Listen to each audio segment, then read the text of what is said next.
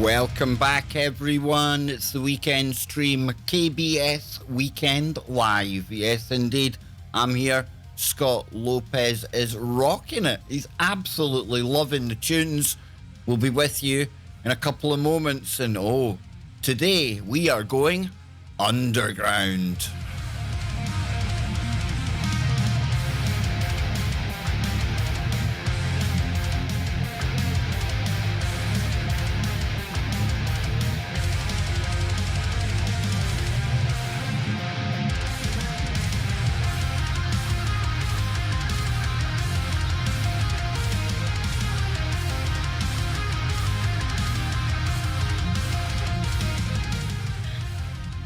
Craigie Ranix in the chat room was hoping to see a stream of the weekend league at FIFA 20. Oh well, best make a coffee and just listen to the show. Next weekend, my friend, next weekend, I think I'm going to be opening a Twitch account and I've qualified for the weekend league. Oh yeah.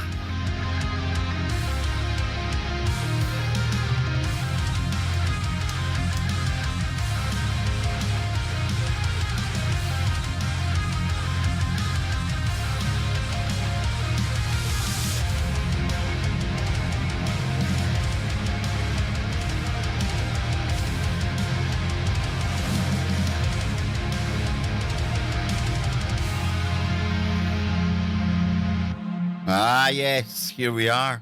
Great tunes, Scotty. Great tunes indeed. I was telling Joe last night, these tunes are kind of growing on me, man. I'm telling you. Yeah. And the chat really seems to dig it, you know. They dig the stream. I noticed a lot of people in here that it gets them hyped up. It's good music to get everyone hyped up for the weekend stream. Does tend to get the adrenaline pumping. Unless, of course, maybe something else happened today. Oh, that's right. Celtic won their 10th trophy in a row. Yes, 10 in a row. Some people were thinking that Kev had gone to the pub earlier, and that's why there was no members-only stream today. But no, my house was like, it was mental. That's the only way I can put it, Scott. It was mental. It wasn't conducive to good streaming at all. So yes, there was a lot of shouting, a lot of raucous activity, and 10 in a row. Can't believe it, dude. It's awesome. But yeah, that's where I was today. But for all of you members of the channel out there, I see Tiffany, Brandy. Who else can I see in the chat room? I see here Greg. There's so many as well that are in blue with wrenches, so it's hard to pick them out. But if you go to my channel page on YouTube here, you will find a members-only post. Now, within that members-only post is your golden ticket, not to Willy Wonka's golden chocolate goose factory, whatever he's got. Couldn't remember there, Scott. But you get a golden ticket behind the scenes on KBS tomorrow. Yes, indeed. You get a golden ticket to Kev Baker's Woo Factory. The chaotic corner of Kev. That's it, man. Yeah. I thought since these members are going the extra mile, Scott, as well as the people in Super Chat and all the donations that come in as well. You know, I try to put so much back into the stream, be it the Photoshop, be it bits of software. And recently, as you've been doing as well, we've been getting hardware upgrades. So I thought, you know, Sid, our friend in Norway as well, he's very keen to see the KBS set up. He's a geek like us. So I thought, yeah, that sounds a good thing to do. Kill two birds with one stone. So yeah, that's going to be tomorrow.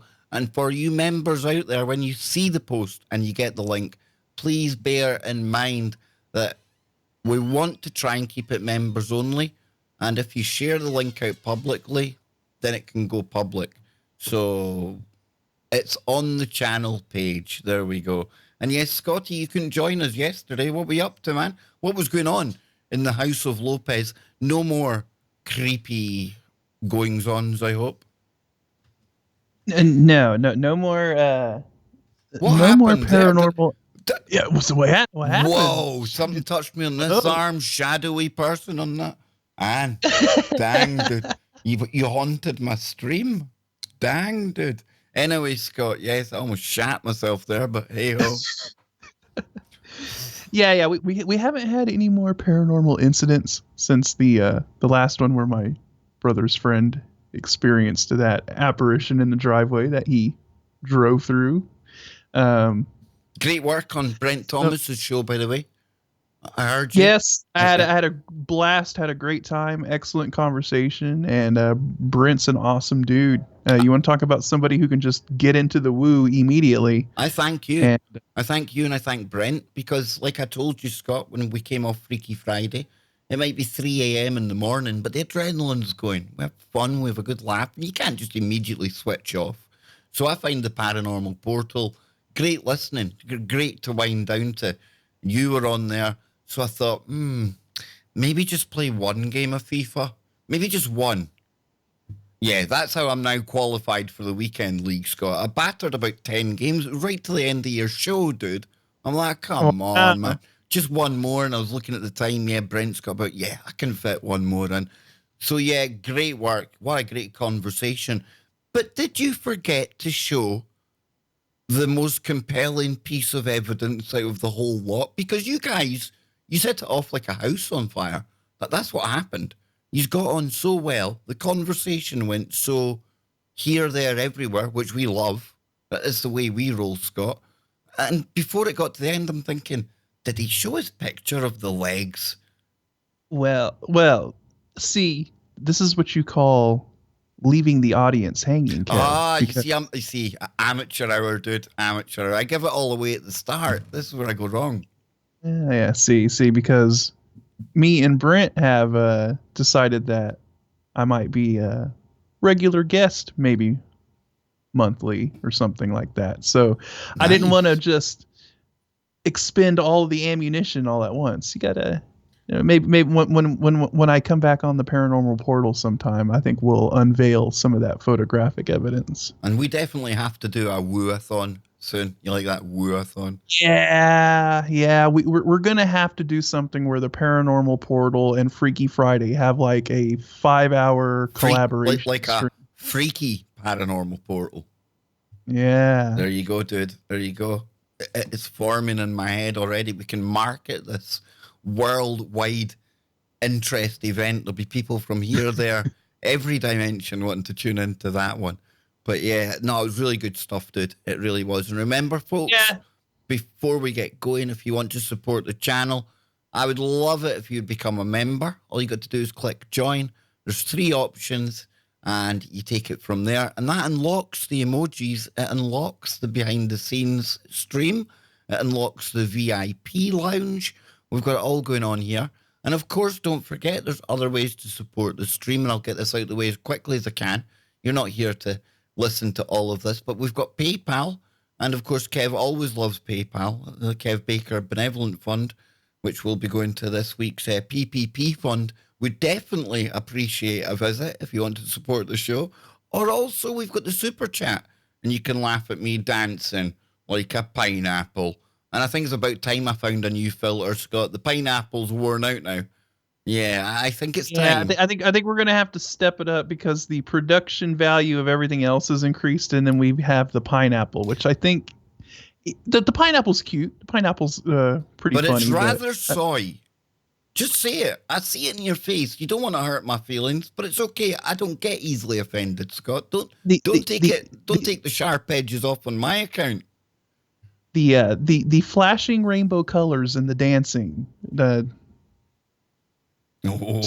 Scott, you want a little secret? You want me to tell you a little secret that could supercharge the woo after we do our reptilian tunnels and Ooga Booga story? Max said he could call in for a little while to supercharge some woo. Yes. Are we trying to go for another 3 hours? No, we're not. No, we're not tonight. No, we're not tonight. That's why I'm saying perhaps. But I know Max as well, and I want you to be here for this show, Scott, if you can. But Max, being expert in the kind of topics that he's already displayed a deep knowledge of, well, we're getting towards Christmas. And I must admit, it was only in recent years listening to Clyde Lewis I got a real appreciation for a bit of Christmas woo that comes from Max's part of the world. And that, of course, is Krampus. Now, Krampus, there's a topic. There's a topic, Scott, right? We've gotten into the Krampus thing before, and it's just like, wow. That's a rabbit hole and a half. And, of course, mythology, that kind of thing. See, Wyatt put forth... See, lucky that wasn't on the screen there. That would have just looked so silly if I'd put that in there. But, yeah, here's... For people, I mean, obviously popularized in the movies, Scott, right? I get that. Mm-hmm. And most people, when you say Krampus, you'll think of the movies and things, okay? But when you get into the lore of it all, like where it all comes from and stuff, and I think, if we could get Max on to do some show on the Grimm Wars, is what the Grimm brothers and the Grimm Wars and things, dude. It's like a treasure trove, an absolute treasure. Look at that there. That is utterly horrendous.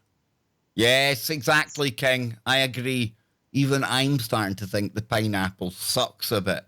It was funny. I liked laughing at myself to begin with, Scott, but we've got the really disturbing bunny suit, Kev. Yeah, the bunny suit, Kev's a bit disturbing, though. It's like, once you see the bunny suit, Kev... The pineapple sucks. The pineapple... Brian, I agree with you. Brian, yes, indeed, I agree with you. Don't worry, folks, I will fix it. Let's face it, I do enough streaming these days where you're going to be able to tell how quickly I fix it or not. I'm never away from you all. So yeah, Krampus, Scotty. I think we'll get into that one night. Yeah, because Krampus is basically the anti-Santa Claus, right? He's the one, and they kind of rolled it into Santa, right? Because Santa's like leaves you some coal or something if you're being bad and all that stuff. But Krampus was kind of like, that was his whole existence, was to punish children who were naughty, right? And he basically is like a demon. I mean, you could basically equate it down to that, right? He's a demonic sort of entity that snatches children. And this fella here, this thing here, you ain't ever going to describe that as a cutesy kind of monster that was crawling about under my bed that I seen. That didn't scare me at all. That thing there, it's horrendous, dude. And he kidnaps children, puts them in a sack, and I mean, it's like, whoa. Yeah, the whole Krampus thing, when you look into the lore and all of that behind that, it goes much deeper than the movie. And you got to wonder, why all of a sudden this push to push Krampus in Hollywood film, too. The spirit of Krampus is alive and well in elite circles. Think of that and make of it what you will, folks. Make of it what you will. But yes, we're going to go underground today to start off with. Recent times we've been talking about these tunnels with Max. Still can't quite wrap my head around all of that, Scott. It leads to really, really powerful information as well. And it might sound ridiculous to say that.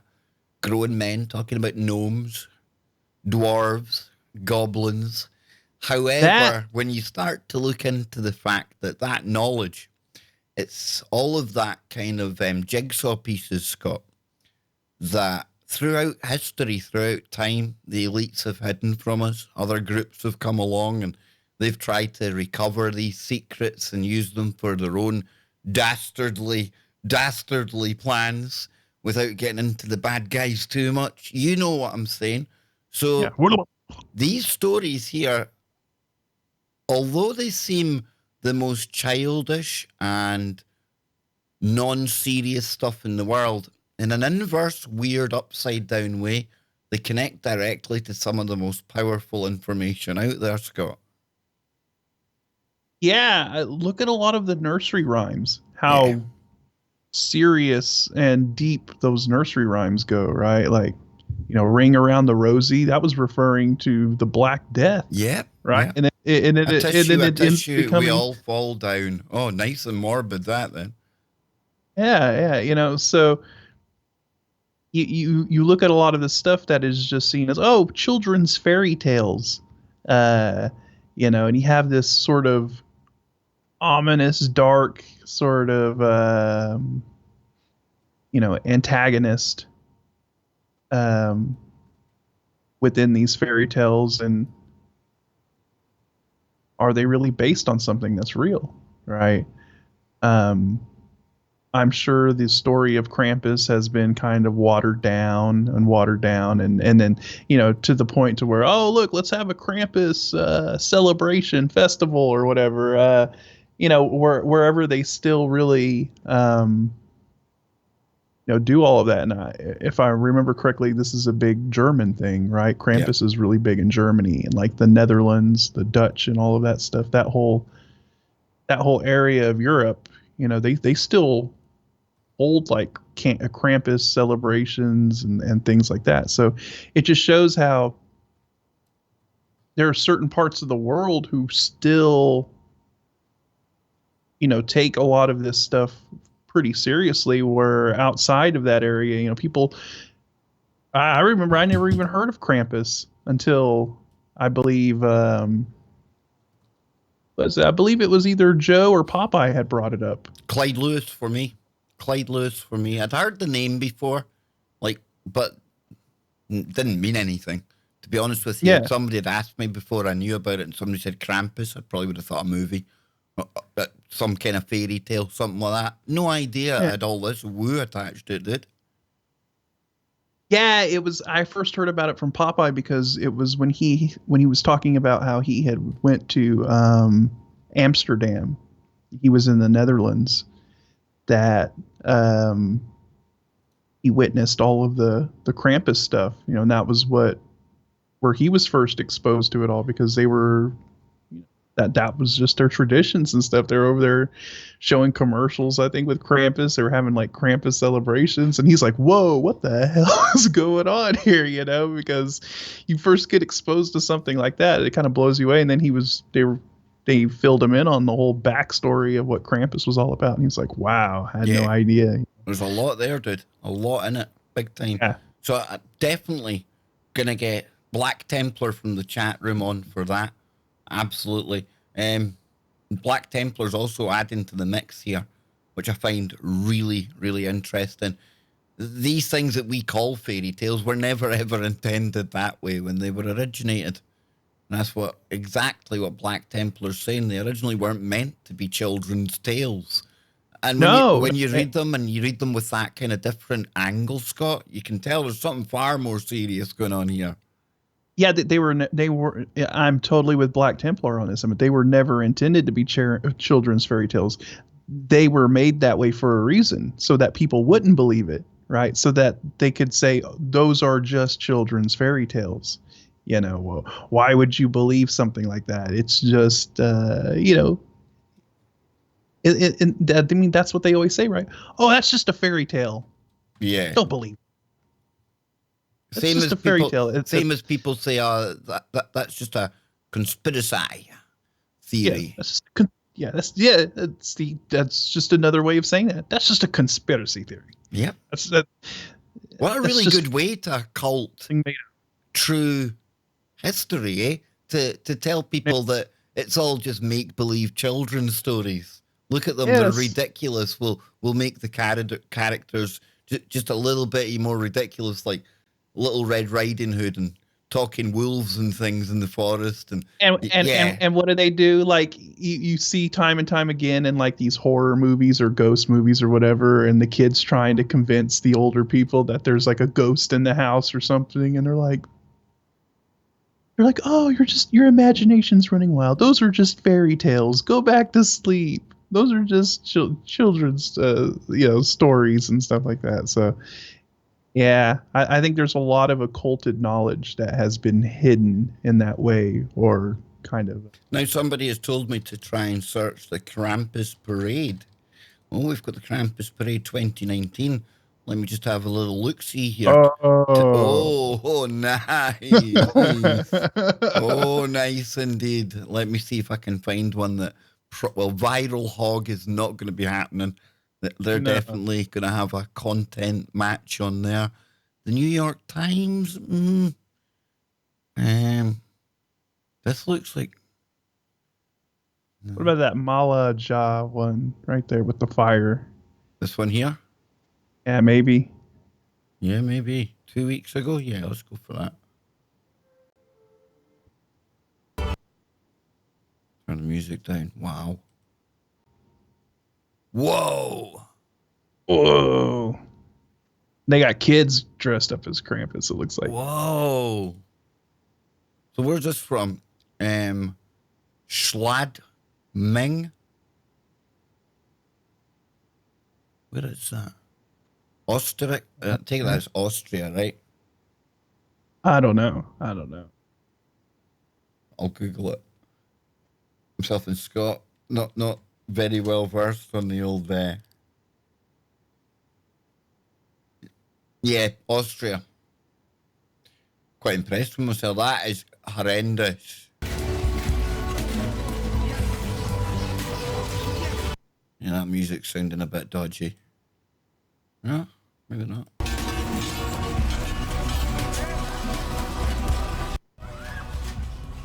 Now, there's nothing cutesy or cuddly about this thing, right?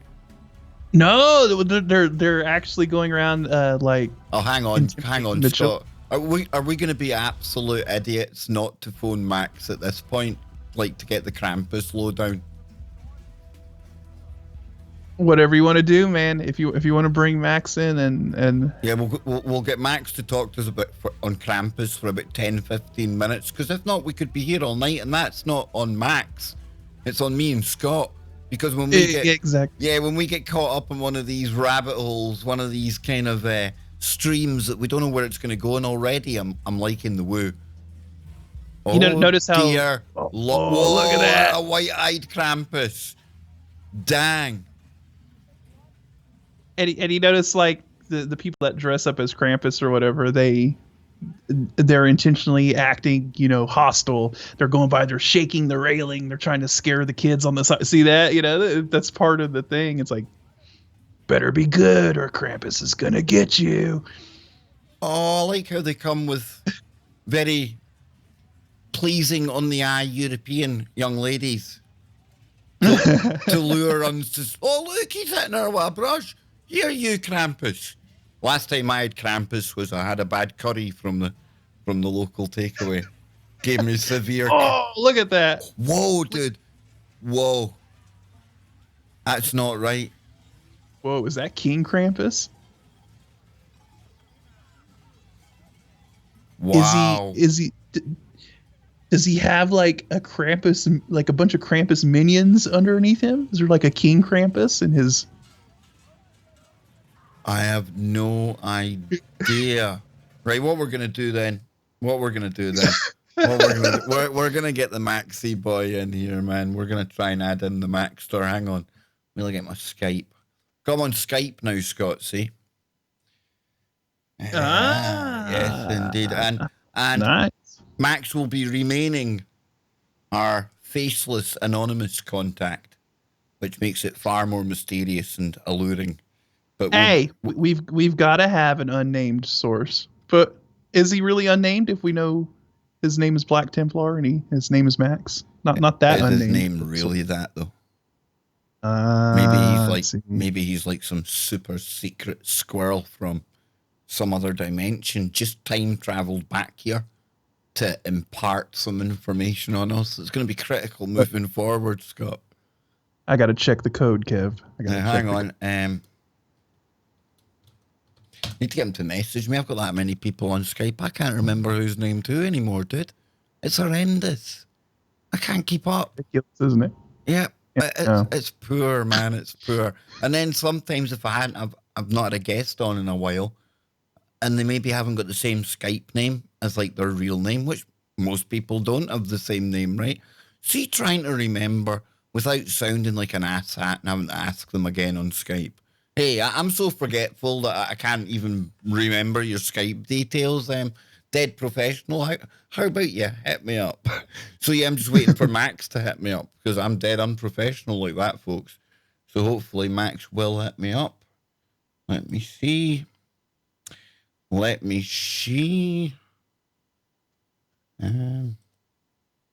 I'm gonna try him on. On the old disco? Yeah, I think so. Just try to see. So these Krampus parades, while you're yeah, I'll put another one. I'll have a look at some of the other ones. I don't want to play too much from the one stream, folks, because obviously, this is people's content. Sure. Yeah.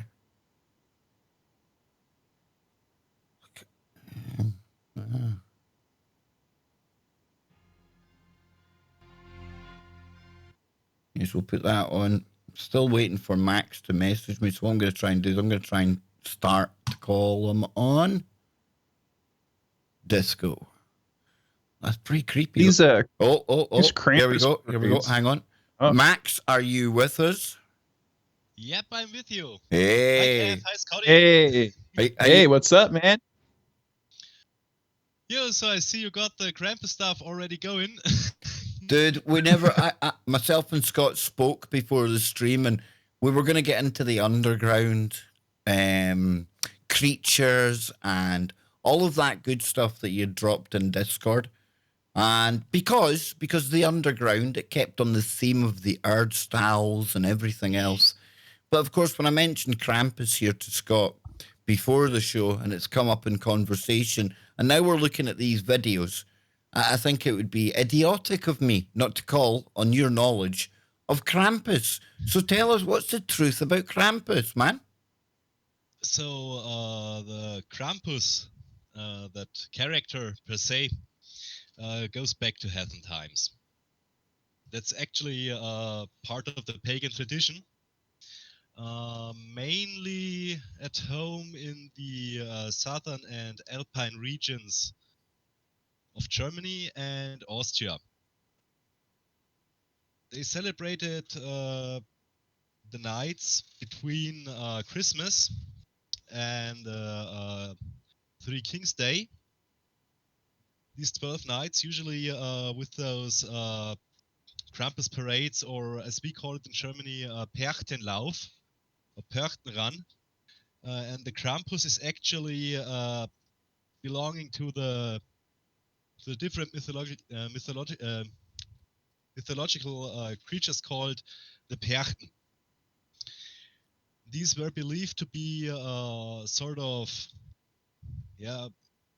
winter demons, and also not only the devil kind creatures, but also a large host of different creatures like witches, ghosts, etc. that would be at large during these 12 nights between Christmas and the Three Kings Day. Because during that period of year, the sun has its lowest point on the sky. It's almost like the sun, so to say, ceases to be. It doesn't move in these 12 nights and days. It's very, very low on the sky, and this was in ancient times thought to be, so to say, the death of the sun, or the sun god. You also find that down in Egypt with the Egyptian sun god battling against the night each day. When it gets towards sunset, obviously when the sun sets, he loses the fight, and then in the morning when the sun rises, he wins the fight against the gods of the night. And during these 12 days, it seems as if the dark forces, so to speak, had finally won. And then with the Three Kings Day, you'll have the 3 stars of the belt of Orion showing up brightly in the sky. And from these 3 stars of the belt of Orion, you can then determine the position of the star Sirius. Yep. And where the star Sirius rises at that day is the exact point where the sun will start to rise in the sky again when winter's over. So it's actually so actually what people play at the time, doing those Krampus parades and that stuff. So it's as above, so below, really? Yeah, basically. So people play that death of the sun, and also with the death of the sun, the opening of the gates to the underworlds, to the nether realms or other dimensions where all those creepy beings live. These 12 nights, they are thought to be able to roam more freely than usual. It's almost like on Halloween. Well, hang on a minute, because Scott, maybe you should get Max's take on the fact then that you live close to one of the alleged gateways to the fiery, burny, hot place, hell, you know, where the devil hangs out, Stull. Yeah, Stull, Kansas. I mean, it's supposed to be one of these gateways, and you know, supposedly a stairway, a stairway manifests itself that goes down into the underworld, and it does this on the spring equinox, and it does it on Halloween. Is supposedly when this happens. So, yeah, very, very interesting that, you know, you bring up these times of the year whenever, you know, it seems like the veil is thinned and that these entities can enter our realm at these specific points, you know, with these star alignments, you know, constellation alignments, the sun, you know, the equinoxes and all of that stuff. So, yeah, I mean, it goes back to what I was saying. I mean, immediately you got to think, you know, Krampus is based off of some kind of a demonic entity of some sort that, you know, people probably witnessed this thing at some point, or this thing exists at some level, and of course the legend is built around it. Yeah, of course, a lot of the creatures that people mimic during those Krampus parades weren't originally evil. They were declared devils and demons when the Christian belief came, when the church tried to get rid of the old pagan traditions. That's also why we celebrate Christmas on the 24th of December. We actually celebrate the winter solstice. Yep. They put that on the date to make the pagan people at the time accept the Christian belief more easily by offering them an important Christian holiday at the same time as they'd usually celebrate their old holidays. Yep. That was one of the main ways they utilized to convert, you know, these pagans. It was they meshed Christian traditions with pagan traditions in order for them to kind of you know, make find some middle ground, isn't it? Yeah, find a middle ground in order so it'd be easier for them to convert over. You know, of course, they put their spin on it. Yeah. Exactly. To the whole narrative, and the other reason for the Krampus parade is, of course, to usher out or battle winter, because you have these last 12 extremely long nights where basically the nights are longest, the days are shortest. And at that time, people sort of started to fight those forces of winter, and they are also symbolized some by these demons. But funny thing, though, is that by making all that noise, dressing up as these creatures, people thought they'd usher out winter and all the hardship. Got you. Yep. And all the negative energies. By basically turning themselves into what they feared. Wow. In the end, I mean, imagine living in a rural area back in the day, no electric light, no street lights, no nothing.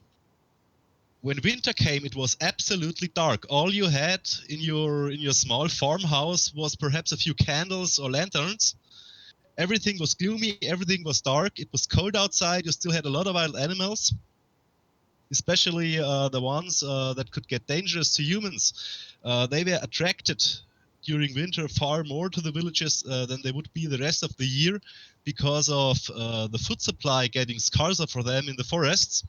So it was a dangerous time. See, we've become so domesticated and used to our luxuries that this almost sounds alien to people in our age, but this is how people lived, Scott. This is how they survived.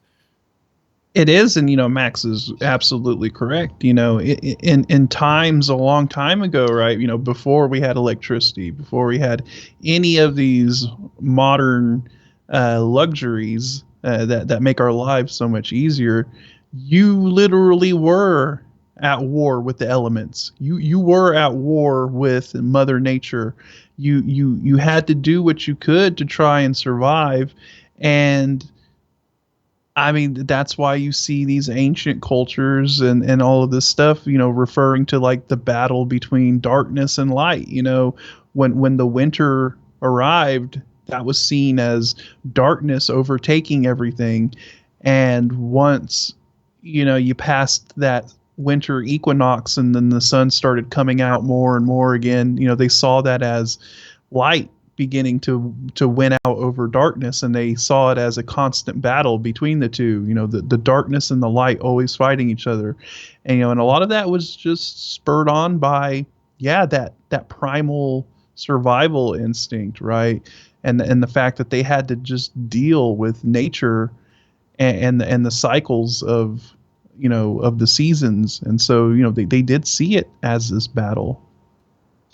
Yeah, and it also was to remind people of that. It was getting time to watch the sky for that belt of Orion, because if you missed that point in year, you wouldn't be able to calculate when spring would come and when it was time to sow the fields. Yeah. Yes. Yeah. And another important aspect of the Perkton runs, which especially became popular as soon as people had converted to Christianity, was that those villagers who would dress up as Krampus or Perkton, they were allowed or given the function to play accusers and punishers of sinful behavior among the villagers. Whoa! Ooh. So during these 12 nights, which we call in German Rauhnächte, which means about as much as rough nights or icy nights, they were allowed to scare and also play tricks on people who wronged the village community or otherwise displayed questionable morals during the year. Oh, so they were basically kind of like given the power to kind of deal out some punishment. Yeah, sure, because as soon as you were dressed up with all that masks and fur and stuff, no one could tell who was dealing the punishment. Yeah, it was very anonymous. It didn't go as far as real self-justice or lynching people. Yeah. But it could get pretty tough in former times, because usually the Krampus or many other of those Perkton were equipped with a bundle of twigs, or also short whips or chains, and they would actually also give people quite a beating if necessary. Can I ask, Max? Is this where the link or the association with children going missing with Krampus then? Yes. That ties right in, because over time, when stuff more and more got toned down, the Krampus soon became a helper of Saint Nicholas. Okay. Don't know how popular Saint Nicholas is over in the United States or Great Britain. Saint Nick, He was actually a bishop, Christian bishop down in Turkey, who later became a saint because he had a very, very social adder, so to say. So this is like I'm looking at an image here, and it's almost like, for lack of a better term, it's almost like the Pope doing a deal with the devil. No, I wouldn't say that. Cause if you look at Saint Nicholas, he became a saint after his death because he was doing, so to say, social service, what you would call today the welfare. Yeah. He did on his own behalf in the town where he lived. He would go out at night after he was done with his duties for the church, and he would gift poor people with food or money, etc. And that's reflected today by the small gifts Saint Nicholas usually brings to the children on the 5th or 6th of December. Usually, kids get a small chocolate Saint Nicholas, and maybe some fruits, some nuts. Maybe in some cases also kind of a little treat like a small toy or something like it. Usually packed up in a small sack, or quite similar to what United States and Great Britain know. They get those gifts wrapped up in a sock or a boot. Yeah, we've got the stocking, the Christmas stockings. stocking. Yeah. And for those kids who were not well behaved or problematic or naughty, they got a sort of punishment. They'd get only coals in the sock or sack. Yep. And of course, the tradition of having a Krampus accompany Saint Nicholas meant Saint Nicholas had a helper who would punish the naughty kids. Usually not severely, but scaring them. Maybe in former times, before people got very, very woke, maybe even giving them a light pad with his bundle of twigs, or acting as if he would take him away, like, grab him, lift him up, carry him out of the door of the house, and then putting him down, of course, again, but scaring the living hell out of him. Oh, yeah, yeah. Yeah, and a lot of the imagery, definitely you can tell. I mean, the imagery we're looking at goes very much along with the story here. Yeah, that's also what children were told. If you aren't nice, the Krampus will come and take you, put you in his sack, and disappear with you to God knows, and you're gone. I'll tell you what, when I was young, if my mother had frightened me with the Krampus, I reckon I'd have about done anything, Scott. Anything she had told me. And she's probably sitting there right now thinking, if only I'd known it would have been that easy. Pesky Krampus. Yeah, I mean, we talk about how, they use Christmas in order to kind of get children to act in line, right? Like, if you be bad, you're going to get coal in your stocking. You're not going to get the present or whatever. But I think the whole Krampus thing adds a whole other dimension to that. I think kids probably like, I don't want to deal with that. No, I'm gonna be good. I don't want to deal with the Krampus. Yeah, and the modern version today, with all those Krampus parades and stuff, what they often tend to do is that the clubs that organize those Krampus parades, that have they usually also tend to all that masks and stuff they need for dressing up. It's quite expensive, by the way, because usually it's handmade and usually also personally handmade. Wow. Yeah, if you joined a folk club that focuses on the Perchten and the Krampus stuff, you'd sooner or later go to a carpenter and you would have him carve your own Krampus mask. What's helping Scott, and I don't know if you can see this, Max. I get you'll be behind on the stream, but I tell you, there's somebody that's really gone the extra yard and dressing themselves up as Krampus here. And of course, that's all handmade. It's handmade, carved out of wood, hand painted. Wow, dude! I'd like to see John Fuller. I'd like to see John Fuller do some Krampus stuff. Yeah, definitely. He would take Krampus to the next level. And what they also do at those big Krampus parades, what you showed was more the parade style stuff, but there's also more static Krampus parades where you just have a huge place where you can also burn a big fire and have pyrotechnic effects and all that stuff.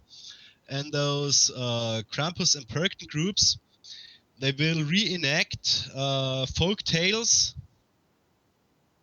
as well as some of the pagan lore relating to the Perkten and Krampus. Of course, as an entertainment to people, but also to keep the knowledge about that old lore alive, to make people more aware of the traditions. Yeah, that's very cool. Wow. That's the way these traditions are kept, though, right? That's how they're handed down over the ages. Yeah, and I mean, some of these bigger events, almost, if you don't know what they are doing there, is just a normal folk tradition. You think they'd be performing a giant black mass.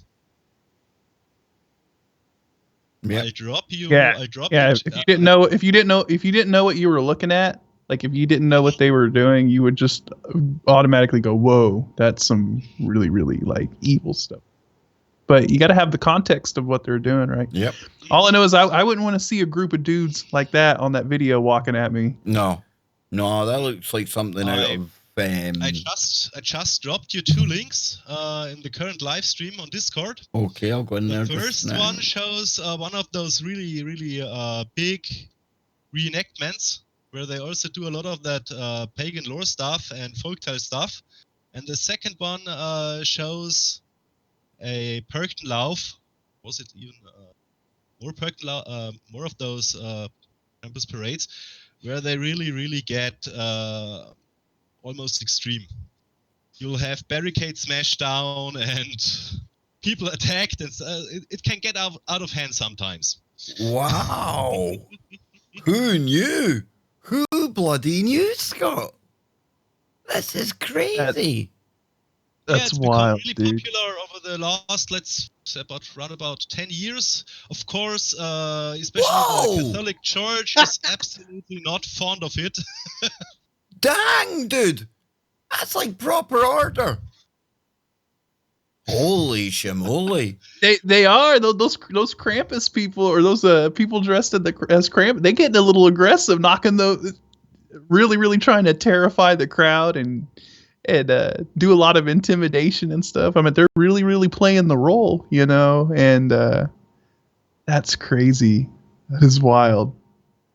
Boy, you know, any kids that are witnessing that are probably probably thinking having a second thought about acting up when they get home. I want to get myself to one of these Krampus parades, man. They are all over Bavaria and Austria. You're right, though, Scott. John Fuller needs to get his masks in this parade, man. I'd be willing to wear one of his masks in this parade and rescue that damsel in distress. Look at that poor girl. She needs a nice Krampus there, Scott. Whoa! Oh, look at the boy in the hat, not even phased. And Lothar, he's got a super chat coming in here, very relevant to this. Look, whoa! I don't like that white one. It's like the albino version of the... Whoa! Crampy, calm down, dude. I remember seeing those guys in Austria. Yeah. So this is a big thing then, Lothar. I'm saying Lothar because Lothar chatted, but it's Max. I mean, and of course, they have a lot of loud music playing, and they also make a lot of noise themselves. They've got those giant kettlebells. Yep. Big cowbells. Yeah, that was meant to shy away or usher out all those pesky winter demons and negative influences. Yeah. So I take it would be really not a cool thing to turn up at one of these parades with like lederhosen on. Cause I think that one of the Krampus dudes is probably going to use you as like a Krampus weapon if you turn up with lederhosen on. You're going to look like That's going to look so soy when you're stood beside like a 7-foot demonic monster beastie that goes about at Christmas time.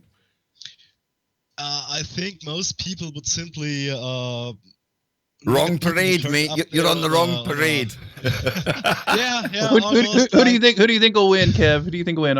An army of Krampuses or the Knights of Malta? I think we should be really. Hang on. Now that's a fight and a half. I was about to get really inclusive, and I thought we could maybe have like a Krampus Pride Parade. Like, okay, why not? Who knows what they'll come up with sooner or later. Exactly, and if anyone out there identifies as a Krampus, you have at it, because everyone else better believe you're Krampus. It's not that you're insane. No, everyone else is. If you're Krampus... Krampus lives matter. Krampus lives matter. Yep. Yeah, sure. See, Max, as long as they don't start to dress up in pink fur. No, that's going to totally... Trying to be scary. That's going to totally kill the look if they try and make it like politically correct. But I really wouldn't wonder if they tried to have all those Krampus parades and stuff cease to be by finding some reason why they feel offended by it. Yeah, no, you're very right. One group or another is going to be deemed to be offended, even if nobody within that group of people utters any any kind of idea about being offended at all. They'll still be used to make an excuse to say, well, no, we need to get rid of Krampus now because you're affecting X, Y, or Z group over there. And all the people in X, Y, or Z group are looking at each other going, but we didn't complain. What? You're going to get some outside, some outside SJW soy boy or whatever that's going to be like, Krampus is triggering my anxiety and he's so scary and we can't be having this anymore because of point of privilege. I'm susceptible to all of this stimuli, this over the you can see how something like that would happen, but I think perhaps if I was to go back and look over some of this footage again anyway, I reckon a really very well trained eye might be able to spot some really militant feminists in this Krampus parade. You know how they're very adverse to using razors and things, Scott? So they go all hairy now. I'm just saying, if things go, if another 5 years, if the things keep going the way they're going, this is going to be like maybe what fashion shoots look like. You know, like models on the catwalk, they're going to look like Krampus, dude. You know what else I've noticed about this Krampus thing? That I kind of it was just an observation, right? So you have like Saint Nick, right? And he kind of represents the light. Mm-hmm. Right, and then you have Krampus. He represents the dark. So it's like that whole duality thing, you know, the light and the dark, the checkerboard, black and white checkerboard, you know. Yep. And it's just another example of that. You know, you have this duality thing going on. You have Saint Nicholas representing the light and the good, and then you have Krampus representing the dark and the bad. You know, so. Another one of those things. Yeah, I mean, usually it's also up to point like we have that Saint Nicholas there, and of course, what you also often see is white and a black angel running together with all the Krampuses and Perchten. Ah. Yeah, the black angel is basically the angel of death. While you also have the angel of light, the white one, the good side. So, speaking from an mythological point of view, it's in control because the controlling forces for the evil forces are there.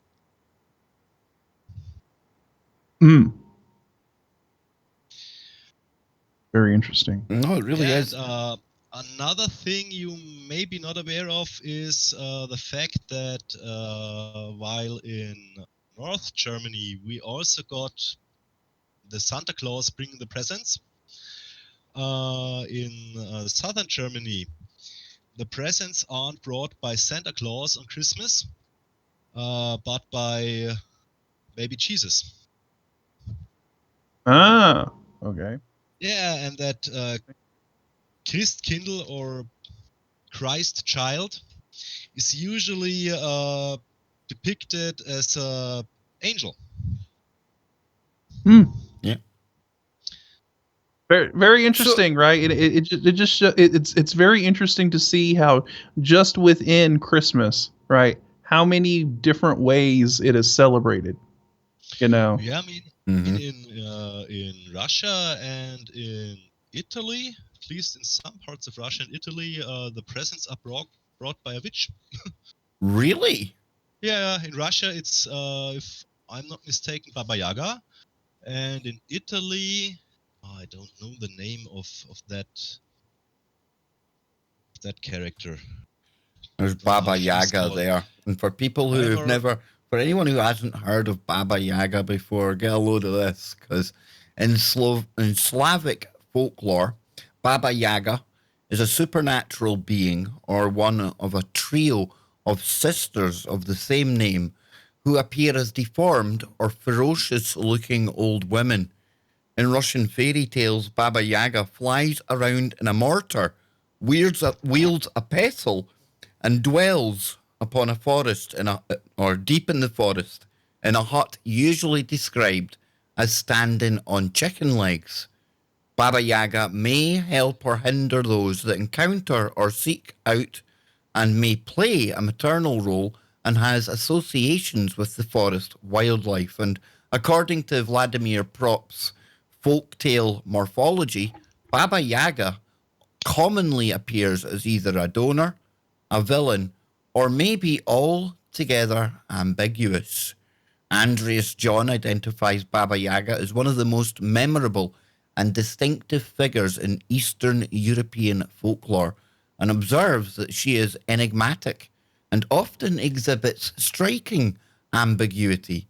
Johns summarizes Baba Yaga as, quote, a many-faced figure capable of inspiring researchers to see her as a cloud, moon, death, winter, snake, bird, pelican, or even earth goddess, totemic matriarchal ancestress, female initiator, phallic mother, or an archetypal image. Wow. Wow. Baba Yaga goes deep. Yeah, and it sounds like Baba Yaga could either go either way. Like it could be a negative force, a malicious force, or a benevolent force, depending on, I guess, how Baba Yaga decides. Depending what part of the month you're on, right? Yeah, exactly. Scotty, I can even tell you why she's so ambiguous. Oh, she's a shapeshifter. Look, Kev, you just said she's usually part of a trio of sisters. Yeah. That dates back to even older Norse pagan tradition and lore. Because the three sisters the text referred to, that's the three sisters of the Word, which later on became wrongly pronounced and translated as the Sisters of Weird. I mean, Shakespeare's Macbeth also features them. When shall we three meet again? Thunder, lightning, or in rain? When the hurly-burly's done? When the battle's lost or won? And so on. And these three sisters, known in the Norse mythology and the Edda as Urd, Verdandi, and Skald, are the weavers of fate. They are the ones who basically manage the fate of every living being in the world within the quantum continuum, because the world is a net of connections. Dude, you're making some good woo here. Me and Scott are sitting kind of, our jaws are hitting the floor. You've just taken us quantum in a world of Baba Yaga and Krampus. Continue, please. I'm sitting here. Oh, this is great. And that web of word is basically the energetic network or the morphogenetic field or whatever you want to call it that connects all living beings. Yep. and they are the ones who, up to a point, have control over it. In the Edda, there's also a row of it's one poem where the three sisters of Vyrd are described designing the outcome of a battle that's raging on at the same moment. And they are weaving the fate of the warriors, as well as the outcome of the battle. In this case, of course, it's all heavy symbolism, not using yarn or thread or fabric, but they use human bones, skulls, and intestines. Wow. Dude. Just lay it all out there. And I don't know, there's people getting triggered in the chat room. I don't know what I've missed in the chat room. Who knew Krampus could trigger people? You see, this is the spirit of Krampus. He gets into people's minds. That's it, dude.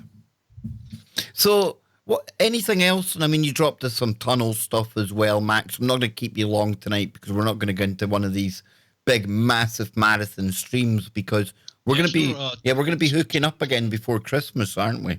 And definitely. Yeah. I mean, don't know where you want to go. Well, how about some of the? I want to know maybe some of the other Germanic, Nordic, or Russian kind of mythology lore because. Okay, I got a really interesting find on the Norse Edda. Oh. That collection of poems and songs that basically are the core body of Norse mythology. Mm-hmm.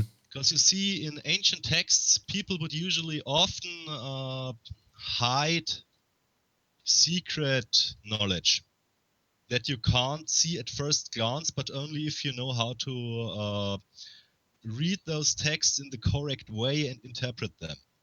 And I'm quite sure that what I found also wasn't known to the Vikings or the ancient Germanic tribes, but maybe just a handful of highly educated shamans or priests at the time, and maybe even they didn't really know what they had in their hands at that moment, because it dates, if you ask me, back to pre-flood. Yeah, I would have to say this goes pre-flood, big time. What do you think, Scott? Yeah, I definitely concur. I think there's a lot of stuff hidden within Norse mythology that I think I'm with Max on this. That I think a lot of people don't understand. You know, and there seems to be a lot of things in Norse mythology that I think point to like Atlantean civilization.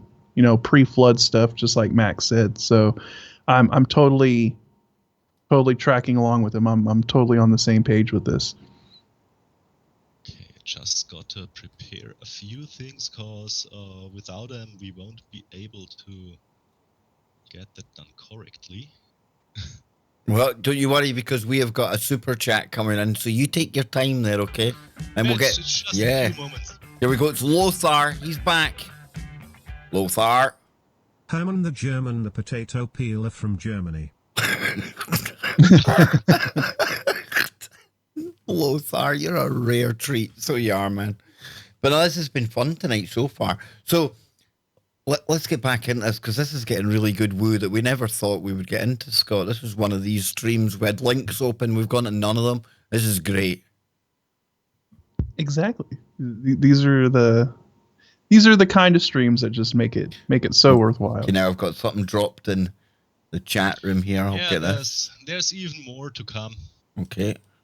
There's even more to come. We'll open that up. Oh, right. Right, okay. Okay, so we got that stuff set up, and I guess I'm gonna manage it from here on without any other. Yeah, you just tell me when to bring up and what to bring up. There we go. First of all, we gonna need the veluspar.org. Okay. Yep. That's the text it's all based on. Okay. And then it's got the English version down beneath, I take it, yeah? Oh, it's got it right beside it. I've got it. Yeah. Yeah, the version on the right is the original ancient Norse text. Okay. And on the left, you've got the English translation, and you will need the original Norse one to understand what I'm talking about, because you'll see it anyway in a moment. So what you see here are the stanzas of a poem that actually is one of those poems that are known as tests of wisdom. Okay. Where usually one god questions another god, or also tries to.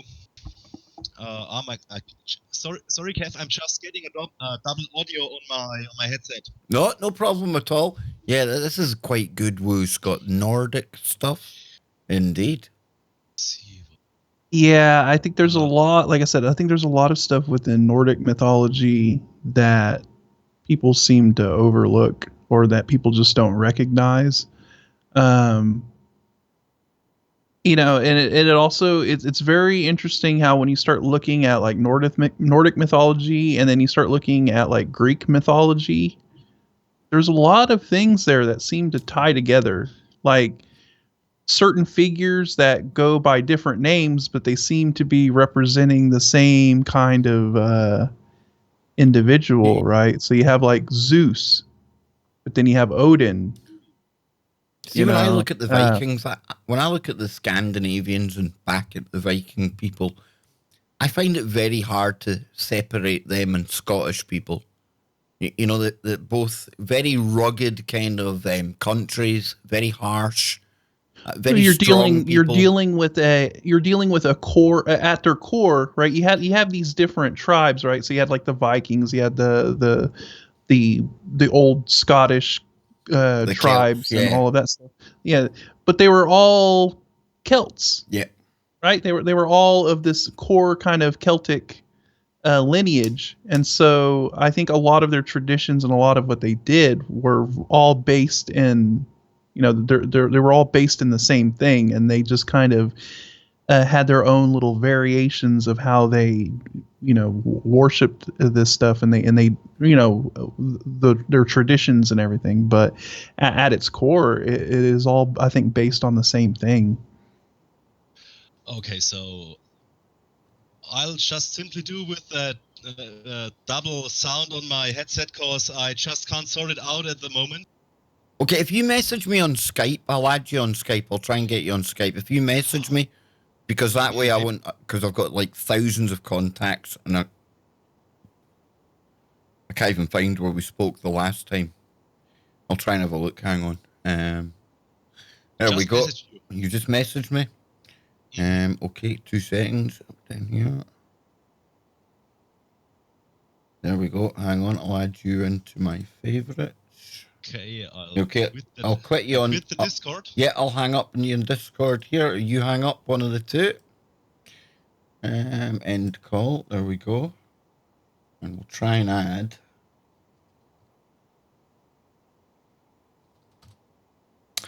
Let me see. Hang on then. Hang on. I think I've got it, Scotty. I think I've got it. I think.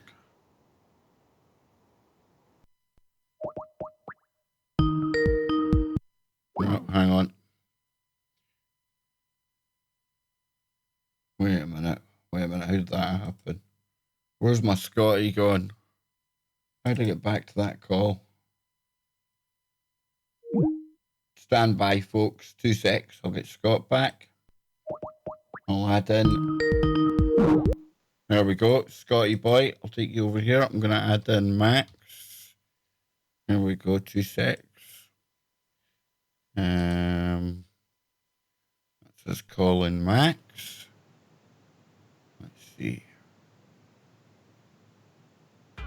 I think we're calling Max, anyway. Yep, should be. Shalom, blessings everyone. There Great lurk, gents. You're rocking it, Max. Oh, hey. Puff, pass out. Hey, thank you, Brian. Thank you. So there we go. Yes, we've got Max on the line now as well. Max, you there? Yeah, I'm there. And as it sounds, the issues are gone. Must have been some Discord hiccup. Definitely, my friend, definitely. So let's get into this so we're not... Okay, so we've got that Völuspar poem. And in that poem, Odin... Is it Odin who is questioning a king, or is it the king who questions Odin to see if he's the real deal?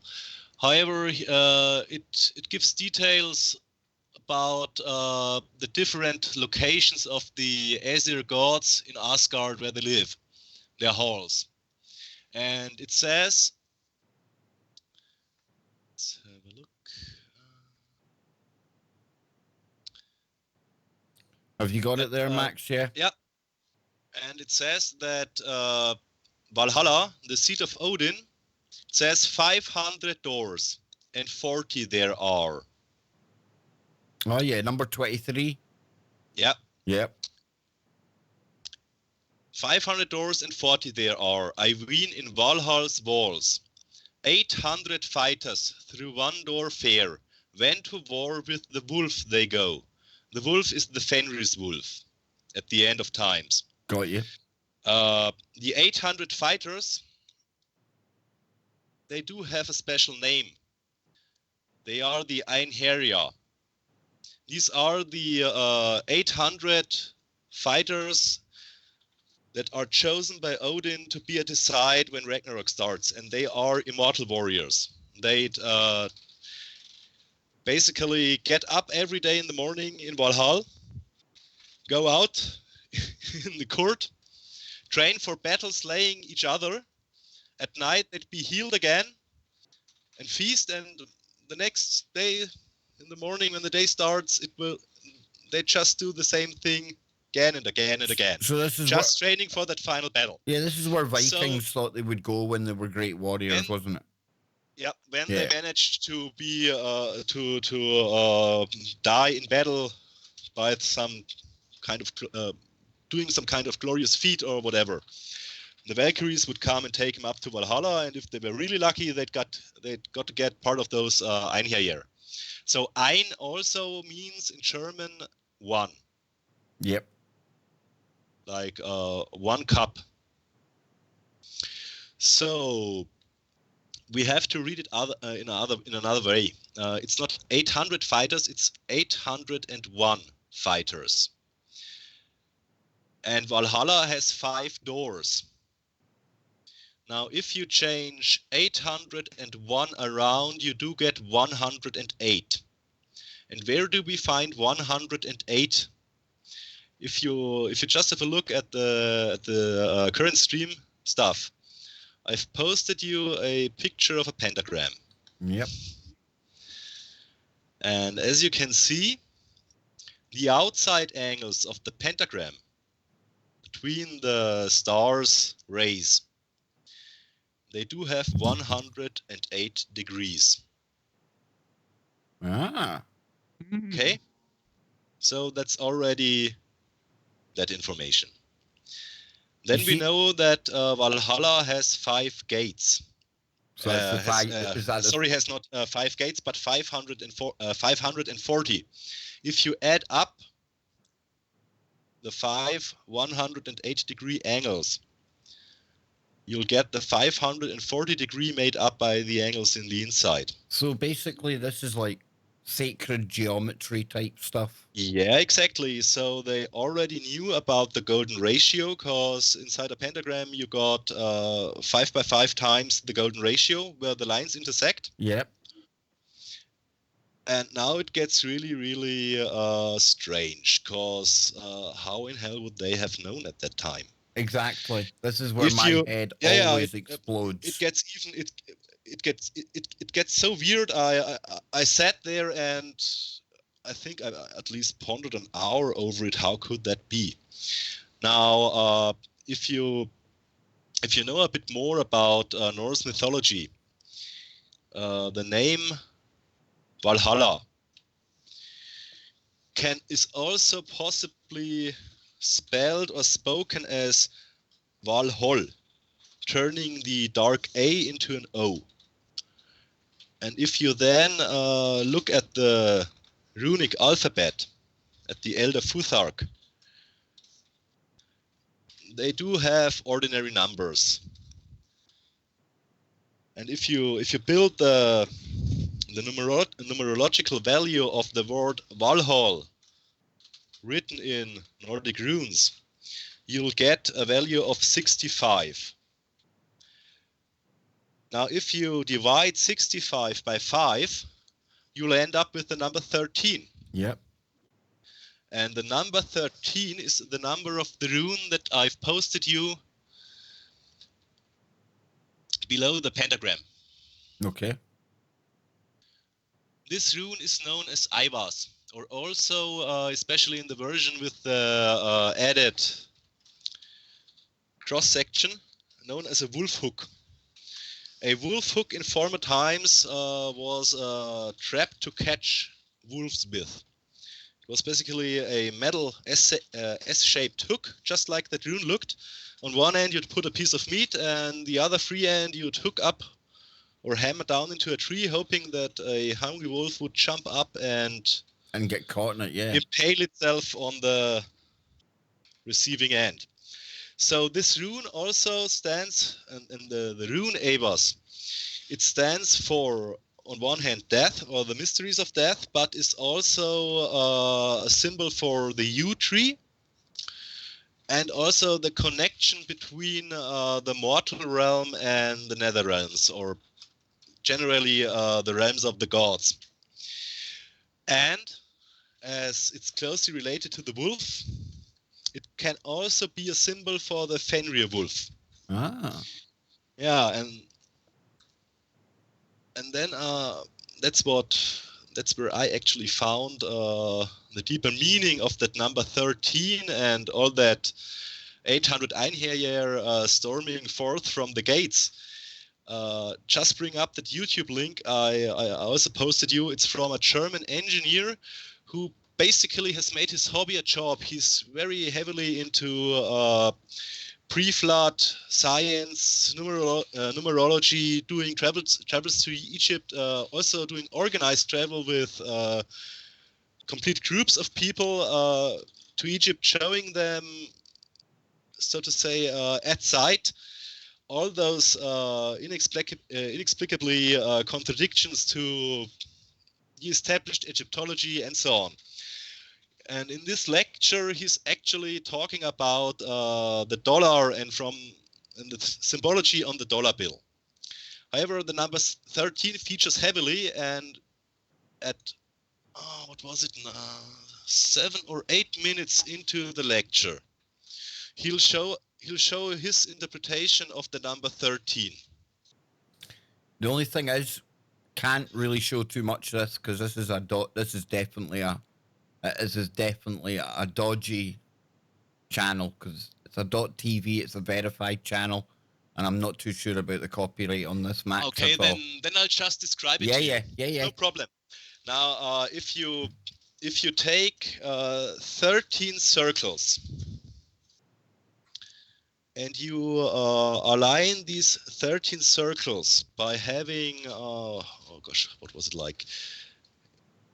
The most of it basically arranged in a circle, tightly together, and then you put like 2 or 4 of them on the downside and 2 or 4 of them on the upside, and then you'd imagine it's not circles, but it's spherical shapes, like balls. Like a cell when a cell divides. Yeah, exactly. Yeah. You get the ideal pattern of tight cell packing. Yeah. And this tight cell packing, as Alex Klitzky shows in his lecture, he's got a 3D rendering of what it would look like. Yep. It's the core of an atom. Ah. Yep. Yeah. Because now if you have a castle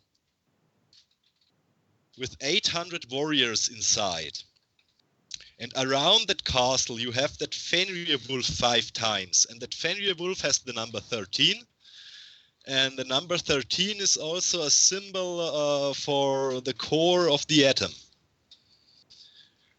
And when the gates inside as it's described in the poem, just in the stanza above, the pentacle, the sides of the pentacle, of the inside pentacle of the pentagram, that pentagon, they are the gates. And when these gates open, these warriors storm out and attack the atom. So basically, it's describing like a nuclear reaction. Yeah, sure. I mean, how does nuclear energy work?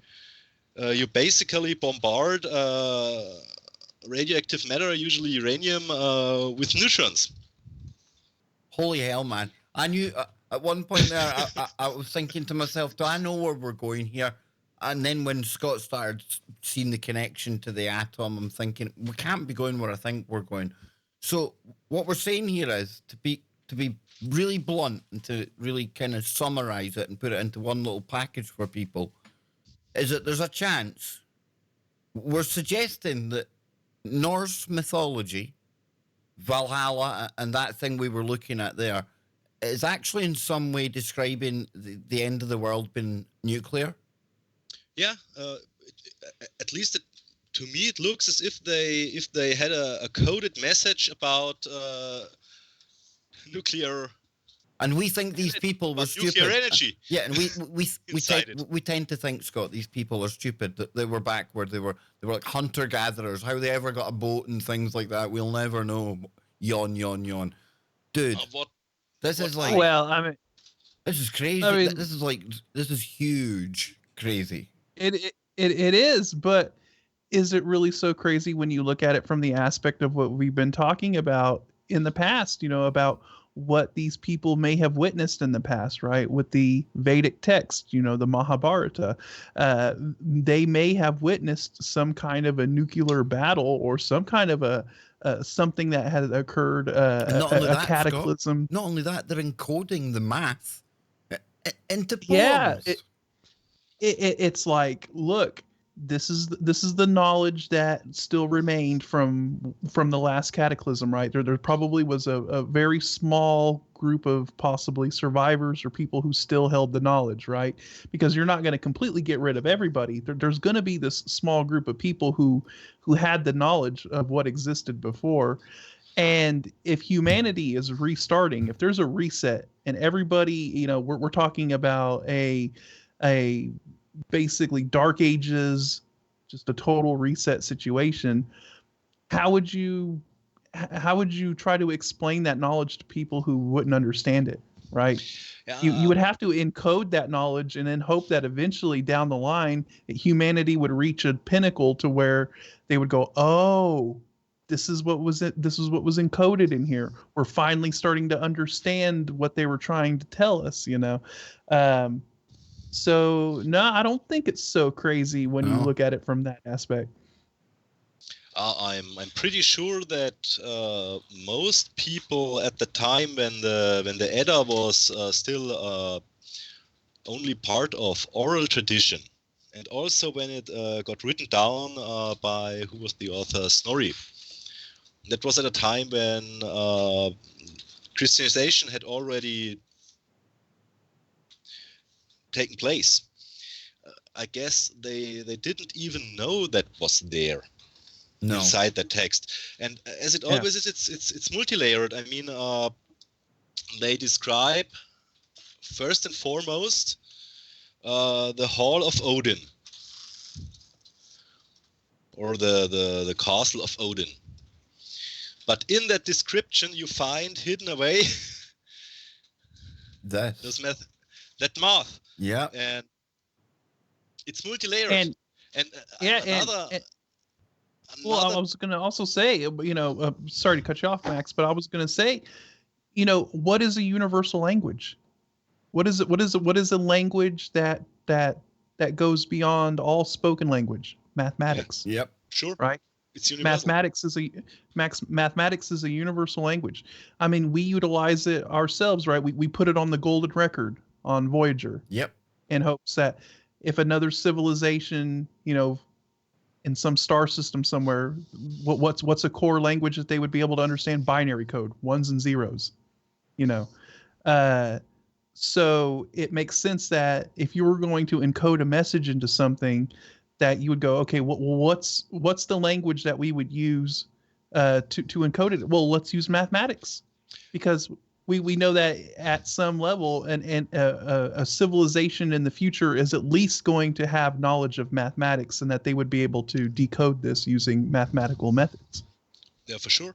And it also ties right in with the rest of the lore on the Fenrir wolf, because that Fenrir wolf, on one hand, it might be one layer. It's perhaps that genetic altering, hybridization, genetic experimentation, and so on. But then we also get that information that they bind the Fenrir wolf. They bind it by using that silver thread. And when it gets unleashed, you have Ragnarok. You have the end of the world described just like a nuclear catastrophe. It's almost as if that thread is like the containment, something that contains. Some containment or a warning, like if you ever start to use that kind of technology, don't let it get unleashed. Don't let it get out of hand. This explains why you have so many reports as well, Scott. I don't care what people think. I mean, you can tell that there's been more reports of UFO type activity around nuclear installations and places like this. Again, it ties in with this almost a warning. We're playing with something really dangerous here. And how many of these texts, right, like from the Bible all the way to what we're talking about here, Norse mythology, how come they're all referring to the end as being this end of fire, right? Yeah, sure. This cataclysmic scorching of the earth. I mean, look at what the Fenrir wolf does in the Edda when he's unleashed. In his wake, wherever he races across Earth, he'll only leave behind devastation and burnt ground. And then he will rise up to the sky, swallowing sun and moon. That's nuclear winter. Yep. Mm-hmm. Yep. Perhaps. I know, because we're like, we're talking about it and we're seeing if it fits. It seems like it fits even more than it normally would. But again, I don't think that takes away from the fact that it fits. I'm just saying all the descriptions there check all the boxes. They tick all the marks, And I mean, and then you always got some people who say, it's just a form of pareidolia.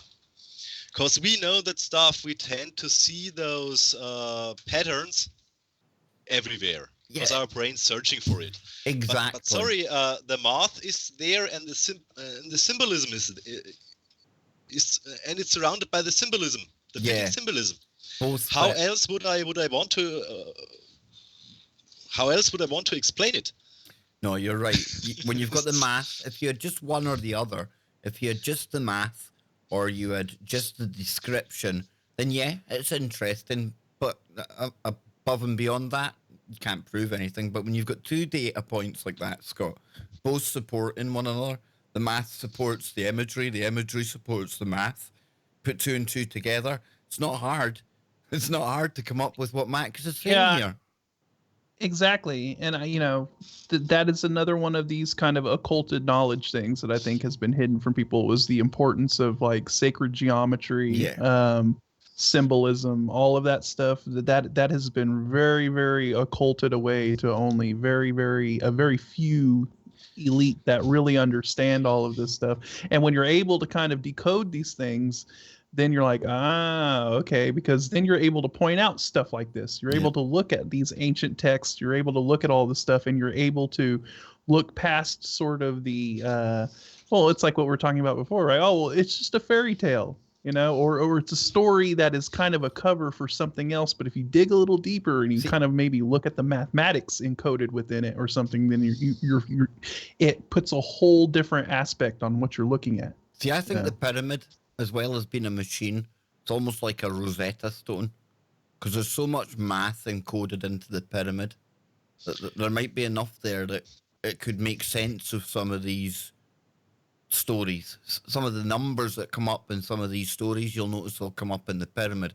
I'm probably not explaining it very well, But you know what I'm kind of hinting at? There's something more to that pyramid, and I think it connects with all of this as well. Yeah, sure, it does. The pyramids are so complex, and there's so much information hidden in the geometry that also points at all those cosmic, at also those cosmic laws, at all that higher physics. Yeah. It's like the Dogon as well. Laird Scranton, he's wrote about the Dogon. And when you look at their hieroglyphs and their cosmology, like their kind of mythology of how the universe started, he says it's like looking at pure quantum physics. In fact, we even use some of the same diagrams and kind of figures when we're doing equations today that you find in the Dogon kind of mythology, and how that happens. And again, it all goes back to everything being cyclical, right? But there is nothing new under the sun. Everything, as we can see here potentially, and with other ancient texts and everything else, everything's already been laid out for us somehow. Exactly. Yeah. It's like I've been saying for a while. We are just rediscovering this. We're not coming up with any of this stuff or whatever. We're simply reaching a point to where we're rediscovering all of this information, all of this science, I guess you could say, or this knowledge that we once had before, that a pre-flood civilization probably had at some point, and we're just now kind of rediscovering all of that.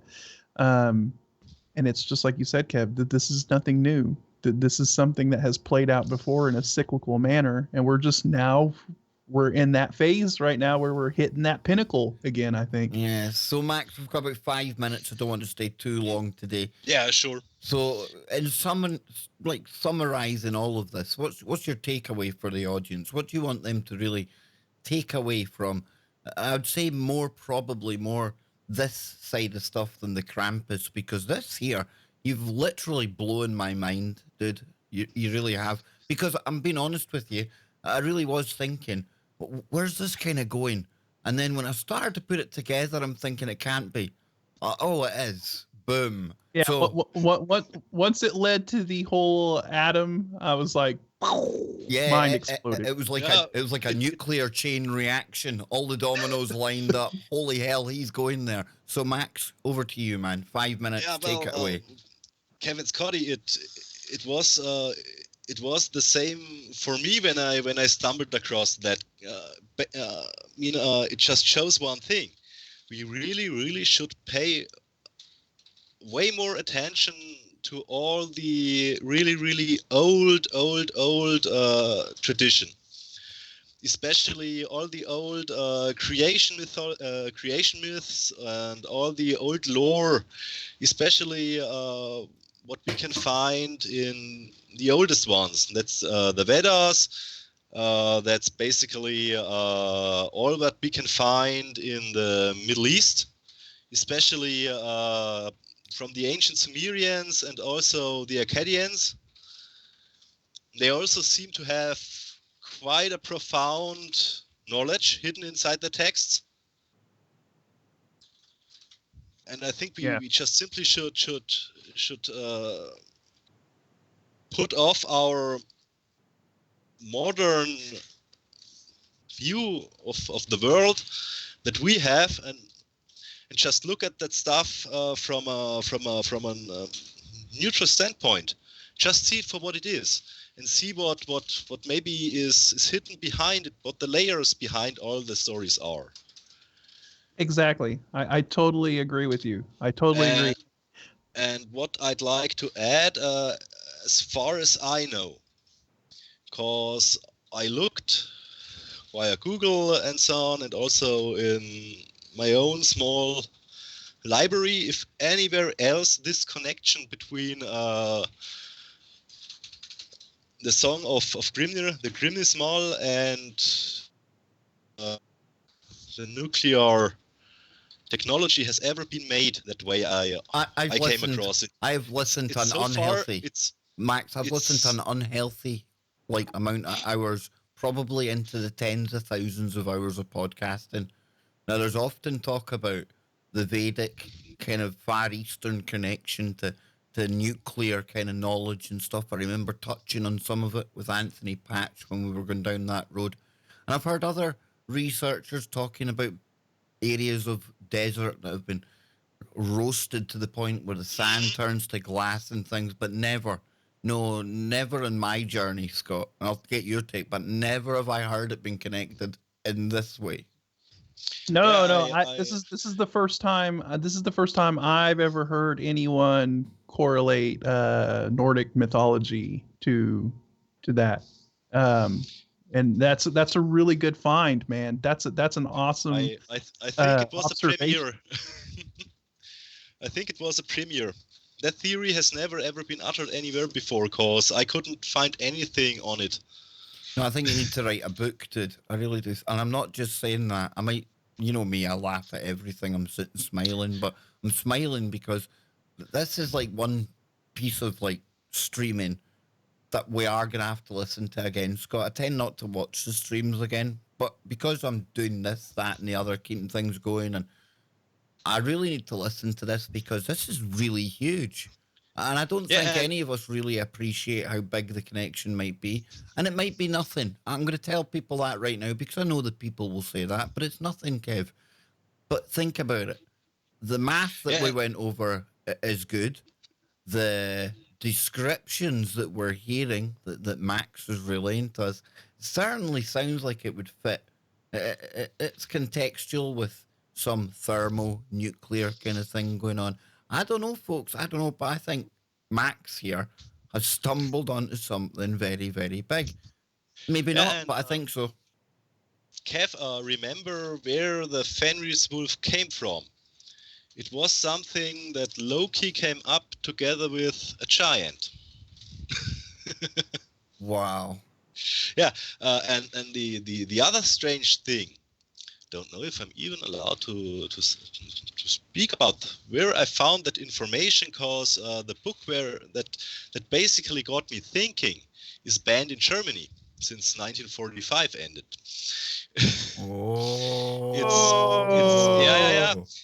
There's an author, he's called Rudolf Gorsleben.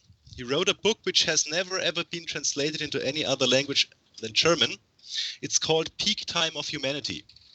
I mean, that book is filled with really, really cringe-worthy, crude ideas about our history and how all high cultures and even the medieval knights orders and so on, they all were about purity of the blood and whatever, and you know, all that ideologic mumbo jumbo.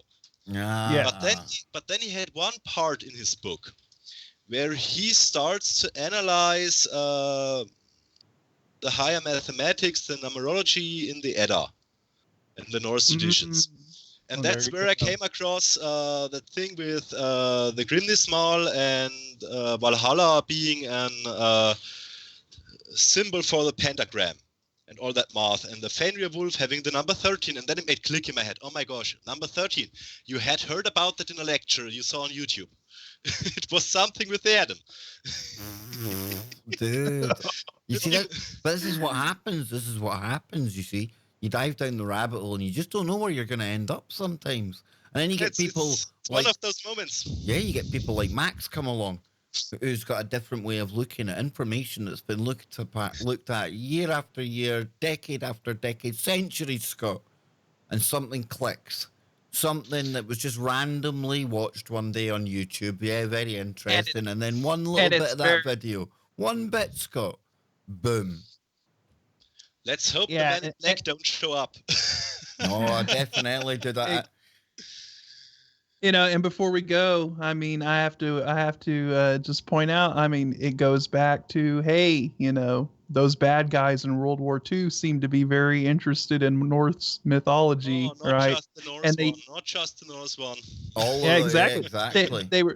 They were very interested in Norse mythology, the Vedic texts, and they used a lot of that symbolism. Sumeria, you know, ancient and then. Sumeria.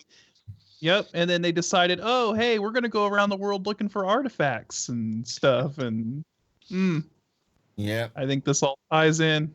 Oh, dude, you've blown my mind tonight, folks. You see, I hope when you got to the point where I was, and I could see the chat, a few people were maybe wondering where it's going. Wasn't it worth waiting to see it all coming together again at the end? I'm telling you, I said it once there. Somebody in the chat room agreed. That's the kind of thing that needs to be in a book. I've read books about far, far, far more fantastical and stretched out theories than what Max just put together there.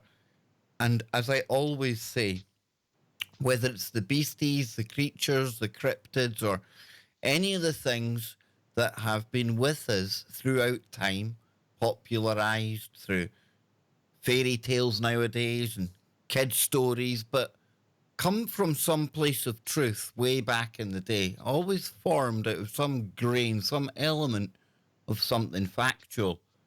And how many times do we go to these ancient texts? We go to the Sumerian texts, we go to the Vedic texts. Not very often do we go into the Nordic kind of mythology, despite the fact that I really am. I'm a lover of history. And when it comes to the Vikings and things like that, love it, can't get enough of it. Never did I think, though, that their stories, their mythology, it would contain some very pertinent information and very technical information that, like Scott said earlier, we're not uncovering or inventing. No, we're rediscovering now. That's why people like Max are being able to put these pieces together, Scott. And it makes you wonder, big man, it makes you wonder how many other texts, peoples, times, have there been documents like little poems, little things just left lying, and it seems irrelevant, yet it's loaded for somebody who knows what they're looking at. Boom, eureka moment. I think that's why the information is put in there that way. They knew that eventually we would reach a point to where somebody was going to be able to point this out and make these connections and go, oh, look, there's like coded message hidden within this. And this is what they're trying to get across.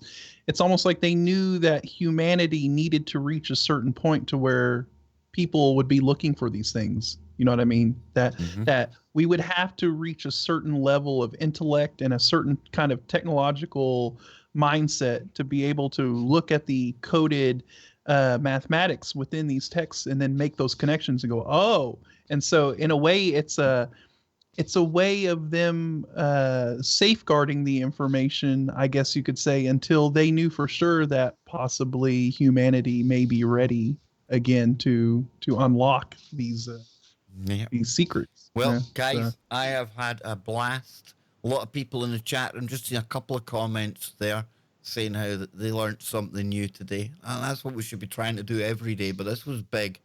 And I think, we're going to have to go away, let this sit a while, see what happens, and go and do our own digging, Scott, as well. Help Max out here. Because I tell you what, man, like I say, I don't think we realise just how big this could be.